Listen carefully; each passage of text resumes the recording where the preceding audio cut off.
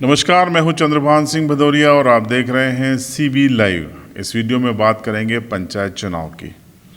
मार्च 2020 वो समय था जब पंचायतों के 5 साल का कार्यकाल पूरा हो चुका है और अब करीब 1.5 साल से ज़्यादा का वक्त हो गया है, सरकार चुनाव नहीं करा पाई है।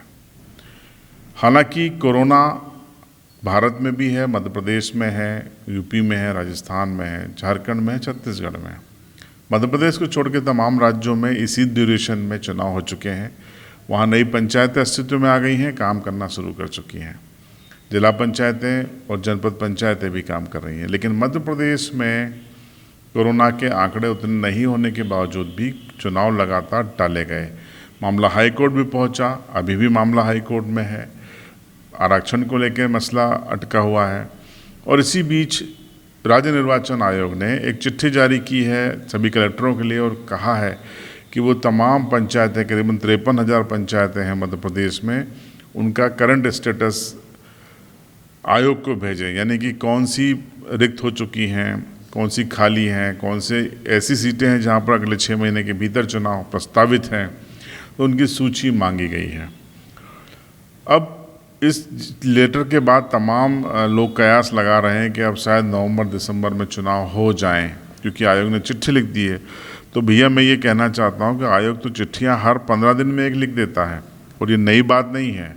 मेरी मैदानी अफसरों से बात हुई है जो निर्वाचन से जुड़े हुए हैं, उनका कहना है कि आयोग तो लगातार हर महीने स्टेटस मांगता है कि सूची भेजिए। कहीं किसी की डेथ हो गई हो, किसी ने त्यागपत्र दे दिया हो, कहीं कोई अयोग्य घोषित हो गया हो, तो जो अद्यतन स्थिति है वो आयोग हमेशा मांगता है। इसका मतलब ये नहीं है कि चुनाव होने जा रहा है या चुनाव की घोषणा होने जा रही है। एक हर्डल्स है। अभी आप जानते हैं जबलपुर में आरक्षण को लेकर एक याचिका लगी हुई है, इसलिए अभी ये चुनाव कंडक्ट हो जाएंगे। देखिए, नवंबर दिसंबर में चुनाव होने का मतलब होता है कि अक्टूबर में इसकी घोषणा होना। और अभी तो मध्य प्रदेश में 3 विधानसभा चुनाव जो सरकार की प्राथमिकता है, अलीराजपुर के जोबट, सतना के रेगांव और निवाड़ी के पृथ्वीपुर में होना है और खंडवा के लोकसभा का उपचुनाव होना है।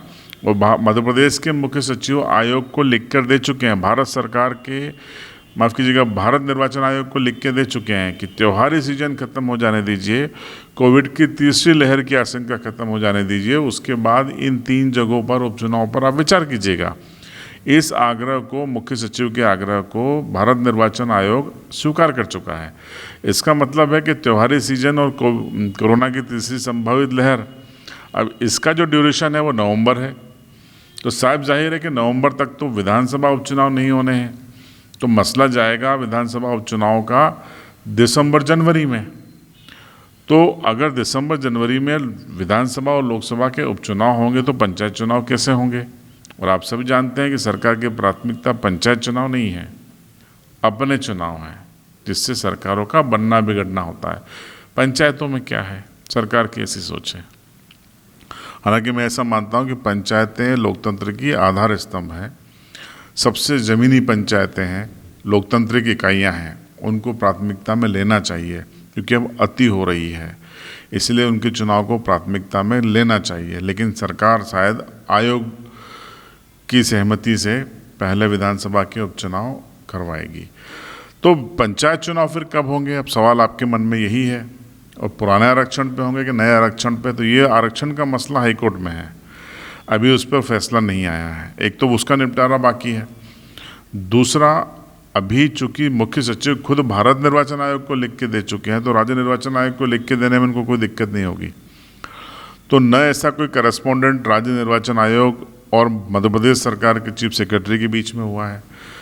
तो मैं आपको बता दूं कि ये जो परिस्थितियां हैं, इसके अनुसार मेरा आकलन ये है कि मौजूदा समय में आप देखिए कि आज 10 सितंबर 2021 है और इस साल को समाप्त होने में अब अक्टूबर, नवंबर, दिसंबर 3 महीने बचे हैं और 20 दिन, ये करीब 110 दिन बचे हैं।